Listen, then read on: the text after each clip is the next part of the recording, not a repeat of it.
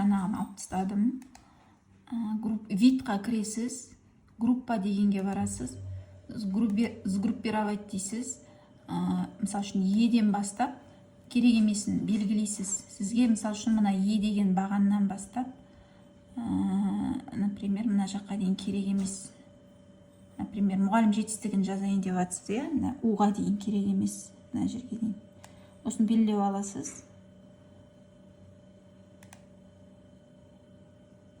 Қайтадан барасыз, группа, сгруппировать столбцы Е мен У дейсіз.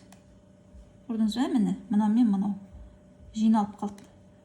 Мына жерде жоғарысында тұрған минус жинайтынды бассаңыз, жиналып қалады да, педагогтың аты жөнінің қасына мұғалім жетістігі жүгіріп өзі бара қояды.